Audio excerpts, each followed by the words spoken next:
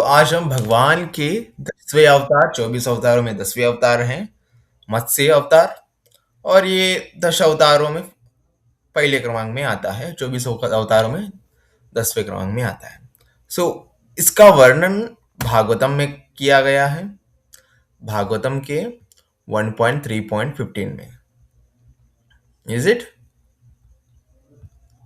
भागवतम के 1.3.15 प्रथम स्कंद द्वितीय अध्याय और 15वें श्लोक में इसका वर्णन है। रूपसजगृहेमस्य चक्षुषो धियसंप्लवे नाव्यरोप्य महिमाया मापद्दैवस्तवत् मुनुम्। रूपसजगृहेमस्य चक्षुषोधिसंप्लवे नाव्यरोप्य महिमया मपाद्दैवस्वतं मनुम्। इसका अनुवाद है, चक्षुत मनु के काल के पश्चात जब संपूर्ण विश्व जलमग्न हो गया और संपूर्ण जगत जलमग्न हो गया, तब भगवान ने मत्स्य रूप धारण किया और वैवस्व मनु को नाव पर बैठाकर उनकी रक्षा की। चक्षुष मनु के काल के पश्चात विश्व जलमग्न हो गया, संपूर्ण जगत जलमग्न हो गया। तब भगवान ने मत्स्य रूप में आके और वैवस्वत मनु को, मतलब जो राजा मनु है, उनको नाव पर बिठाकर उनकी और समस्त प्रजाओं की रक्षा की भगवान ने।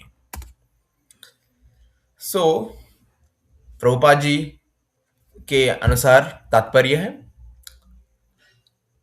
भागवत के मूल टीकाकार श्रीपाद श्रीधर स्वामी के अनुसार प्रत्येक मनु के अंत के बाद सदैव प्रलय नहीं होता, फिर भी चक्षुष मनु के काल के बाद यह प्रलय सत्यव्रत को कुल चमत्कार दिखाने के लिए हुआ था। किंतु श्रीला जीव गोस्वामी ने प्रामाणिक शास्त्रों जैसे विष्णु धर्मोत्तर मार्कंडेय पुराण, श्री हरिवंश पुराण आदि से निश्चित प्रमाण दिया है कि प्रत्येक मनु के अंत के बाद सदैव प्रलय होता है। श्रीला विश्वनाथ चक्रवर्ती ठाकुरपाद ने भी श्रीला जीव गोस्वामी का समर्थन किया है और उन्होंने श्री चक्रवर्ती ने प्रत्येक मनु के बाद इस जलप्लवान के बारे में भागवतामृत से उदाहरण भी दिया है। इसके अंतरिक्त भगवान ने भगवान के भक्त सत्यव्रत पर विशेष कृपा करने के लिए इस काल में स्वयं अवतार लिया था। जो भागवत के मूल टीकाकार कौन है? श्रीपाद श्रीधर स्वामी। और श्रीपाद श्रीधर स्वामी ने अपने टीका में लिखा है कि प्रत्येक मनु के अंत के बाद सदैव प्रलय नहीं होता। प्रलय क्यों हुआ है प्रलय? फिर भी चक्षुष मनु के काल के बाद यह प्रलय सत्यव्रत को कुछ चमत्कार दिखाने के लिए हुआ था। जो राजा सत्यव्रत है ना, सत्यव्रत राजा भगवान के शुद्ध भक्त हैं और उनको चमत्कार दिखाने के लिए प्रलय हुआ था। प्रलय क्यों हुआ था? कि ये संसार अस्थाई है, टेम्पररी है, ये दिखाने के लिए भगवान ने प्रलय निर्माण किया था। किंतु षड गोस्वामियों में एक जीव गोस्वामी ने भी प्रामाणिक शास्त्रों जैसे विष्णु धर्मोत्तर मार्कंडेय पुराण, हरिवंश पुराण आदि से निश्चित प्रमाण दिया है कि प्रत्येक मनु के अंत के बाद सदैव प्रलय होता है। Is it? और भागवत के मूल टीकाकार कह रहे हैं कि प्रलय नहीं होता, और यहाँ जीव गोस्वामी कह रहे हैं कि प्रत्येक मनु के बाद प्रलय होता है। और आगे और आचार्य क्या कहते वो जान लेते हैं। श्रीला विश्वनाथ चक्रवर्ती पाद ने भी श्रीला जीव गोस्वामी का समर्थन किया है, और विश्वनाथ चक्रवर्ती ठाकुर ने जीव गोस्वामी का विश्वनाथ चक्रवर्ती ठाकुर ने जीव गोस्वामी का समर्थन किया है कि मनु के खत्म मतलब जो चक्षुष मनु के काल के बाद प्रलय नहीं आता। सो सो और उन्होंने श्री चक्रवर्ती ने विश्वनाथ चक्रवर्ती ठाकुर ने प्रत्येक मनु के बाद इस जलपान के बारे में भागवतामृत में उदाहरण दिया है। और इसके अंतरिक्ष इज इट भगवान भगवान ने भगवान के भक्त सत्यव्रत पर विशेष कृपा करने के लिए इस काल में स्वयं अवतार लिया है। सो भागवत के टीकाकार कहते हैं कि भगवान जब चक्षुष मनु के अंत के बाद सदैव प्रलय नहीं लाते। और भागवत के टीकाकार फिर यही कहते हैं कि भगवान ये सिखाने के लिए प्रलय लाया कि ये संसार अस्थाई है, टेम्पररी है, और उनको भगवान की शक्तियों का आभास कराने के लिए सत्यव्रत राजा के सामने उन्होंने ऐसा चमत्कार किया, प्रलय लाया। किंतु जीव गोस्वामी कहते हैं कि शास्त्रों में ये लिखा है कि प्रलय आता है, और इसका समर्थन विश्वनाथ चक्रवर्ती ठाकुर भी करते हैं। सो वास्तविक में प्रलय क्यों आता है, इसका तात्पर्य है कि भगवान अपने भक्त सत्यव्रत राजा पर अपनी विशेष कृपा प्रदान करने के लिए प्रलय लाते हैं। वो स्वयं काल में स्वयं अवतार लिए हैं। सो भगवान ने ये अवतार लेने का उद्देश्य एक ही है कि उन्होंने प्रलय लाया। किस लिए लाया? भगवान ने प्रलय लाया कि ये सिखाने के लिए कि ये संसार अस्थाई है, टेम्पररी है। और सेकेंडली वो अपने भक्त सत्यव्रत पर कृपा बरसाने के लिए उन्होंने ये मत्स्य अवतार धारण किया। सो भागवत के मूल टीकाकार श्रीपाद श्रीधर स्वामी के अनुसार हर मनु के परिवर्तन के बाद हमेशा प्रलय नहीं होता। फिर भी चक्षुष मनु के काल के जीव गोस्वामी ने प्रामाणिक शास्त्रों में से विष्णु धर्मोत्तर मार्कंडेय पुराण हरिवर्ष आदि से निश्चित प्रमाण दिया है कि प्रत्येक मनु के अंत के बाद हमेशा प्रलय होता है। श्रीला विश्वनाथ चक्रवर्ती ठाकुर ने भी श्रीला जीव गोस्वामी का समर्थन किया, और उन्होंने श्रीला चक्रवर्ती ने प्रत्येक मनु के बाद इस प्रलय के बारे में भागवतामृत उदाहरण में दिया है, जिसके अतिरिक्त भगवान ने अपने भक्त सत्यव्रत पर विशेष कृपा करने के लिए इस विशेष काल में स्वयं अवतार लिया। सो प्रत्येक मनु के खत्म होने के बाद प्रलय नहीं आता, विश्वनाथ चक्रवर्ती ठाकुर कहते हैं, लेकिन भगवान स्वयं आते हैं अपने भक्तों पर कृपा करने के लिए। सो भगवान को अवतार लेने की क्या आवश्यकता होती है?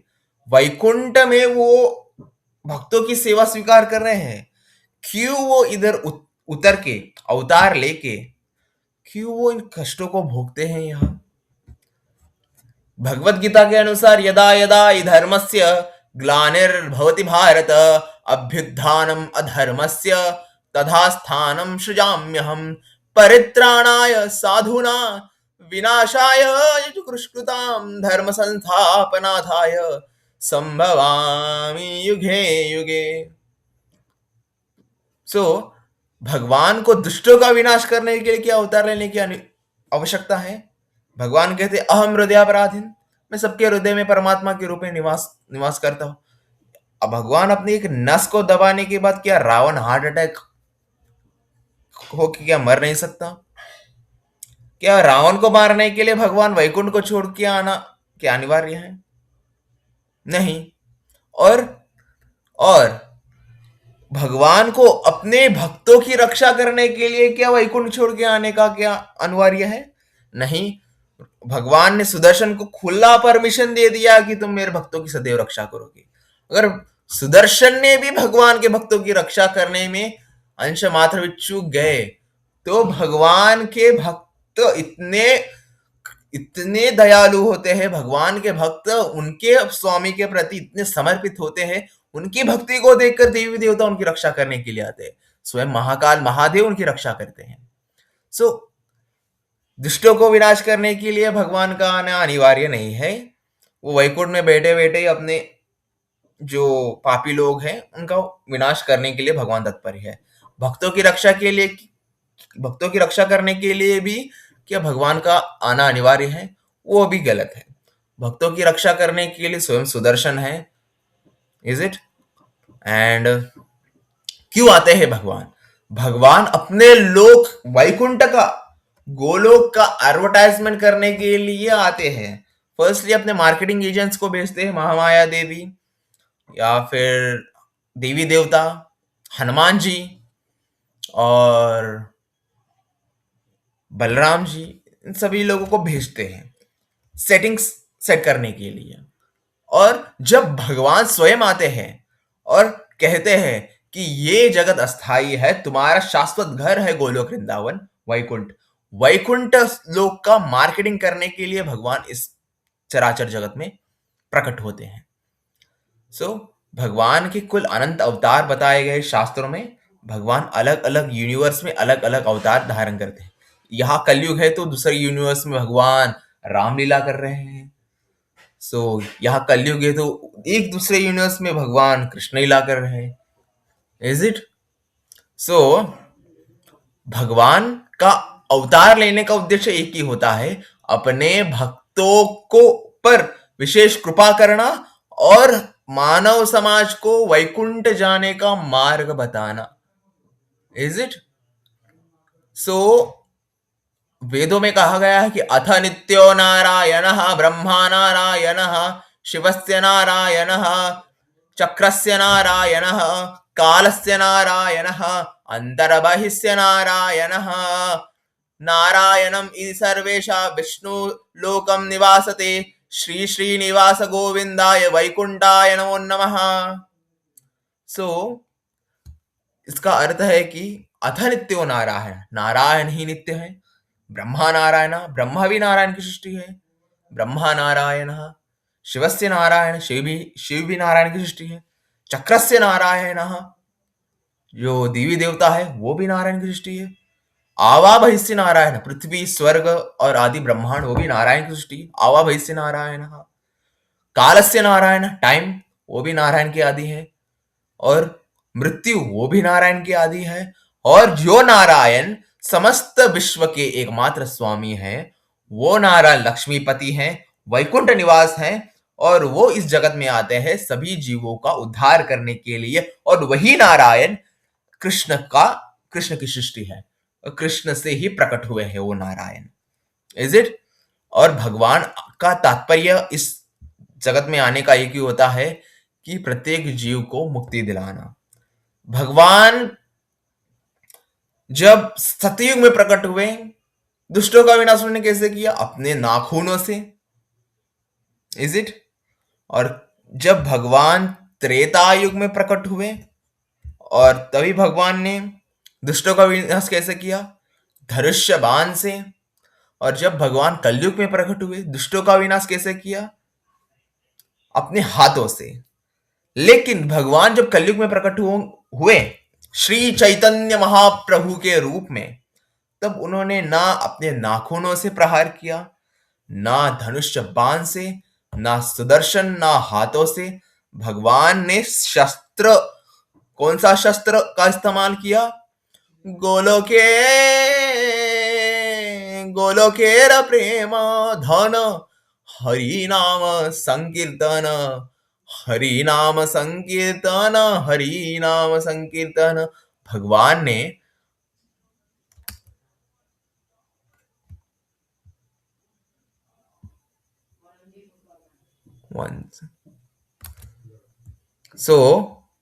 भगवान ने गोलोक का प्रेम धन हरिनाम संकीर्तन, जो इस कलयुग में सबसे खतरनाक घातक हथियार है, उसका उपयोग करके जीवों को मारा नहीं, जीवों के अंदर जो राक्षसी प्रवृत्ति है उसका ही खात्मा कर दिया भगवान ने। जगाए मजाए की लीला में, जो आप चैतन्य लीला आपने अगर पढ़ी होगी तो जगाए मजाए की लीला में बहुत अद्भुत कथा है। जगाए मजाए की लीला, जगाए मदाई नामक एक क्रूर मतलब एक असुरी प्रवृत्ति वाले मनुष्य थे, और वो ब्राह्मणों को मार के उनका धन हड़पते थे। Is it? जगाए मदाए नशे में धुत होकर हिलते डोलते ब्राह्मणों को मारते थे, और वहां श्रीवास ठाकुर उनको बताने के लिए आए कि भगवान कृष्ण का नाम ही सर्वोपरि है, हरि का नाम जपो, हरि का नाम जपो।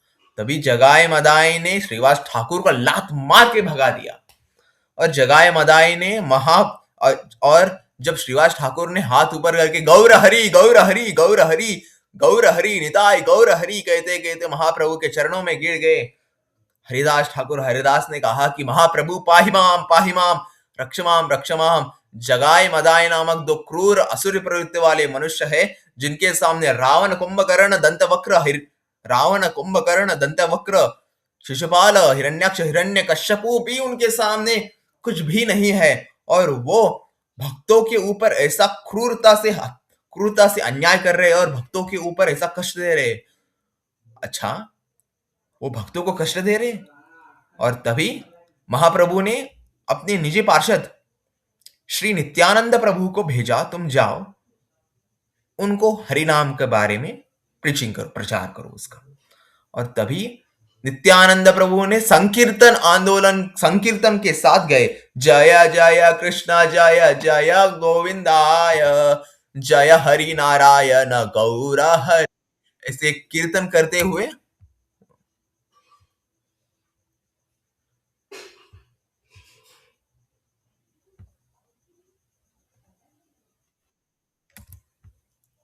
और महाप्रभु ने ऐसा कीर्तन करते हुए, सॉरी, नित्यानंद प्रभु ने ऐसा कीर्तन करते हुए जगाए मदाई को कृष्ण नाम के बारे में प्रचार करने के लिए वो गए। और तभी तभी नित्यानंद प्रभु ने उनके चरणों में गिर के कहा कि एक बार हरि बोल, एक बार हरि बोल, भैया थारे मैं पैर पड़ू, एक बार हरि बोल। भैया मैं आपके पैर पड़ता हूँ, आपको नतमस्तक करता हूँ कि आप कृष्ण का नाम जपो। और तभी उन्होंने कहा कि हम कृष्ण को नहीं जानते, हमारे लिए ये मदिरा ही सब कुछ है, और ये व्यसन करना ही सब कुछ है। और उन्होंने नित्यानंद प्रभु को लात मारा, और मृदंग था ना उसको तोड़ दिया।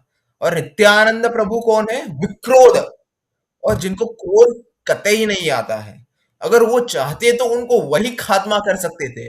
नित्यानंद प्रभु कौन है? साक्षात अनंत शेष बलराम जी है, और साक्षात लक्ष्मण, लक्ष्मी संपत्ति यदि लक्ष्मणा, वो चाहते तो क्षण भर में उनको खत्म कर सकते थे, लेकिन उन्होंने क्रोध नहीं निकाला। और तभी श्रीवास ठाकुर नित्यानंद प्रभु महाप्रभु की शरण में गए। महाप्रभु जगाए मदाई ने आपके पार्षद नित्यानंद प्रभु को बहुत मारा, और मूर्छित हो गए नित्यानंद प्रभु वही, मेरे निमाई को मारा। और तभी महाप्रभु भाला आवेश में आके आवेश में जगाए मदाई के पास गए, जगाए मदाई तुमने मेरे नित्यानंद को मारा? हाँ। और तभी महाप्रभु ने भी कहा कि छोड़ो ये सब कुछ गुस्सा, छोड़ दो ये मदिरा, तो एक बार कृष्ण का नाम ले लो तो तुम उस पावन नशे में धुत जाओगे। और तभी महाप्रभु का अपमान किया, नित्यानंद प्रभु का अपमान किया जगाए मदाई ने। और तभी भाला भेष में धारण करके महाप्रभु नरसिंह का रूप धारण करके सुदर्शन का आवाहन किया, और सुदर्शन के चक्र से महाप्रभु ने जगाए मदाई का अंत करने ही वाले थे।